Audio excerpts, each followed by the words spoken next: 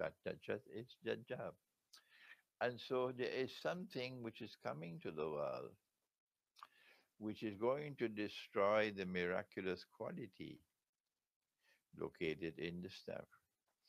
And in my book, which was written before 5G came into the world, I came to the conclusion, and Allah knows best, I can be mistaken. I have made mistakes in the past, and I'm happy that I made mistakes because whenever I make a mistake and I realize that it's a mistake, I rush quickly as possible to correct myself. I don't care two peanuts if people want to laugh at me. Never mind, I have to show integrity. And I'm leaving this message for my students. We all make mistakes. Only Allah does not make mistakes. And my critics, of course, they never make mistakes. So when you make a mistake and you realize you made a mistake, you must be very quick to correct yourself. Yes.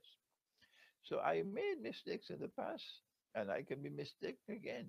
But I will not teach you something unless I'm convinced that I'm correct. And I came to the conclusion, this is my wheel, that Dabatul Ard is precisely the electromagnetic waves or radiation coming from from the internet and what is called the um, making the internet possible. And it is increasing from 3G to 4G to 5G. This, in my opinion, is going to cause the staff to lose its minsa.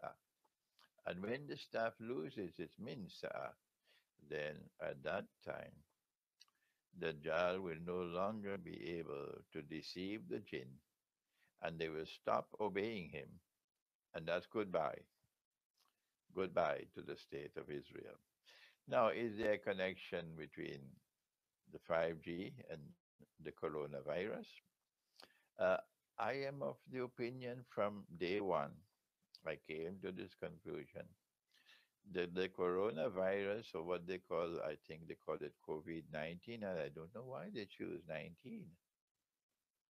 Strange, eh? Not 18 and not 20, 19. Strange. Eh? Anyhow, that's a subject for someone else, not me. Um, I came to the conclusion that this is a fabricated or manufactured virus. Yes, it's there, but it was concocted in some laboratory. Yes, it has certain dangerous qualities about it, and we must take appropriate precaution. I'm not saying to be to disregard it altogether. No, take appropriate precaution. Okay, but I one of the first comments that I made is that this is not the thing. This is in preparation for the real thing, which is still to come. And they are using this virus to demonstrate their capacity to lock down the whole world. And every government has complied. Every government. Who is ruling us today? Not our governments. No. It is the mastermind who orders the governments, and they must all obey. All obey. A girl cannot be married until she's 18, and every single one of them must obey. Illa masha Allah. Illa masha Allah means that there are some exceptions. Okay? There are some exceptions who did not obey. Illa masha Allah. And so I expect that there is a worse virus which is going to come. This one has not killed the millions and millions and hundreds of millions. This one has not done that. They plan their plans and Allah plans his plans. But the next one which is coming could do it, could wipe out the Arabs. We know that's the master plan, to wipe out the Arabs. Our Prophet has warned coronavirus, but it is not a direct relationship, it's not a strategic relationship. It is a peripheral relationship, but Allah knows best. Next question. Okay. How post-virus era and what should we do? Post-virus Iran, Era, or post-virus the time. first virus era. The post-virus era is one in which you should now be thinking,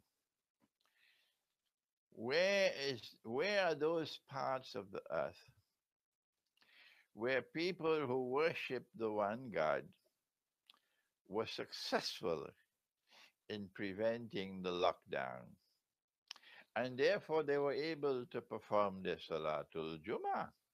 Hmm?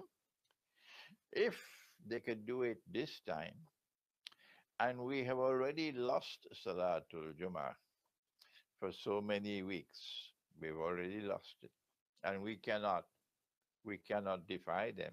We don't have the military power to defy them. Hmm? And this is of course, a bogus Salatul Jummah. Bogus Salatul Jummah. It is a joke that when you are limited to only 5 or 10 people, that's all. That's a bogus. That is not a valid Salatul Jummah. That is a bogus Salatul Jummah. And shame on you. Shame on you. Shame on you for not being able to recognize. You cannot have a valid Salatul Jummah if you are restricting the number of people who can participate. It's better not to have the Salatul Jummah rather than to have a bogus Salatul Jummah. Secondly, you cannot have a Salat bil Jama'ah with people standing away from each other, 3, 4, 5 feet away from each other. It is better not to have a Salat bil Jama'ah than to have a bogus Salat bil Jama'ah. It is a shame. It is a disgrace. You should be ashamed of yourself for what you have done. Hmm? I don't know where you got your brains. Is this Salat bil Jama'ah? Huh? Better not to have it than to have a bogus Salatul Jummah if you have the sense in your head. So then look to see which parts of the world people were able to perform the Salatul Jummah, like Yemen, for example. And in preparation for the next time they come with their lockdown, you start to move to those parts of the world where you will not be subjected to this lockdown. That is the world of freedom. And this is the world of slavery where they can lock you down. You can't even leave your home. In order to leave your home, you have to get their permission. You have to have a pass. That is slavery.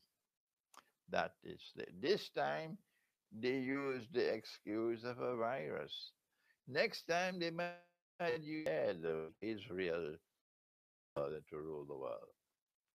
I want to give this advice to you. This is my advice to look to those parts of the world where it is possible to continue to have the Salatul Jummah and the Salat bil Jama'ah for Muslims, and prepare yourself to make hijra. Thank you. Any more questions? Lots more questions. Then one more. We have time for one more. So how about you tell them that we've noted all the questions Yeah. and we'll upload a separate session. Okay. My daughter is telling me that she's taking the note of all the questions. You have so many questions, and we will have subsequent sessions, and we try to keep it longer. This one is already about almost 48 minutes long. I don't want it to be too long, okay? And your questions will be answered in these sessions. We have the whole of Ramadan. Don't be afraid. We'll answer your questions. So we take one more for today. Okay. One more for today. This one who is very. When would be the right time to move to the remote areas, to quit our jobs, and to start off the simple life? It is already. The question is, when should we leave the cities and relocate in the remote countryside? When should we do that? My answer is you should have already done that. You should have already made some preparations at least. Build a hut, build a hut, somewhere in the remote countryside, have some land where you can keep some animals. If you have not as yet bought any animals, go ahead and do it now. It's already late. Hmm? Don't ask me about the future because I'm saying it's already late now. Okay? Take your paper money, take your electronic money out of the bank. Don't keep it in paper and electronic money. Transfer it from paper and electronic, transfer it to land, transfer it to animals, mm, to gold and to silver. And if you have no money, then you have to form a team and go to seek help from those who have some money. Okay?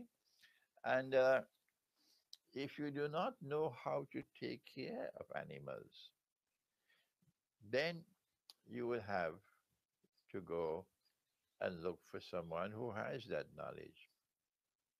And you buy your animals and let him take care of the animals. And when he takes care of the animals, then you pay him a small amount to cover his work.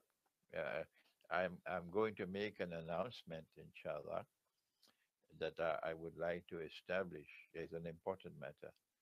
I want to establish an institute of Islamic eschatology in Pakistan. This is where I got my knowledge of Islam, in Pakistan. So I have to return something to Pakistan. I've tried to make the effort in Malaysia, but it has not succeeded. Okay. So the project on Malaysia is going to be now transformed into a resort, and we'll seek to establish the Institute of Islamic Eschatology in Pakistan, maybe in the north of Pakistan, beautiful part of Pakistan. But when we establish that Institute of Islamic Eschatology, and students can now come from any part of the world you want to come, and there'll be no limit to the number who can come. We simply say, okay, we give you a tent or we give you a hut. You will have to build it yourself. And you do your own cooking of your own food. So tell your mother to teach you how to cook. But all those who are there studying Islamic eschatology, in addition to any other subjects, will also have to learn how to plant food. You will have to learn how to take care of animals because this is essential knowledge for Akhirul Zaman. So prepare yourself if you want to come to study with me. You're going to have to spend some time every morning out there in the fields to learn agriculture and learn dairy farming. So, yes, I already said to you, it's already time, it's already late. Go ahead now and look for the remote countryside. Establish small communities. Small communities. If you cannot establish a community of your own, well, then go to an existing village. Okay? There are millions of existing villages. There must be beautiful villages in Morocco, beautiful villages in Algeria, in the remote countryside, beautiful villages in Tunisia and Libya and Egypt in the remote countryside. Huh? Beautiful, small communities. But when you go to a village to seek to live in the village with them, learn to live the way the villagers live, eat the food that they eat, live in houses like their houses, and don't go with an extravagant lifestyle in the village. They won't accept you. Okay? And if you're not in the Arab world or in the Muslim world, like in the Balkans, a village which has Muslims and Christians living together as a family. In India, a village which has Muslims and Hindus living together as a family. If Hindus and Muslims can live together as a family, then it will demonstrate that it was not true that Muslims and Hindus are two separate nations and they cannot live together. So they must part. If you are able to do it, you'll disprove that thesis, okay? So all over India, you can defy Modi and his gang of thugs. That is the government of India today. Defy them. because there are Hindus who are good people. There are Hindus who are intelligent people who are not going to be taken for a ride by this bloodthirsty government.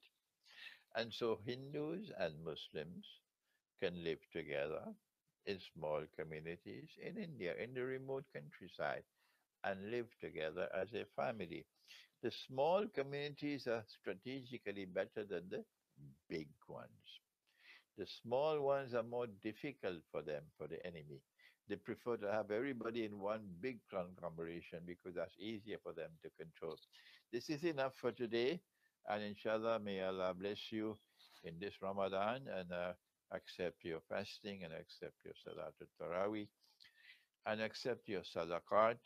Give some food every day. Give some food from the food that you're eating. Give it to the poor and accept your tilawatul Quran. Thank you.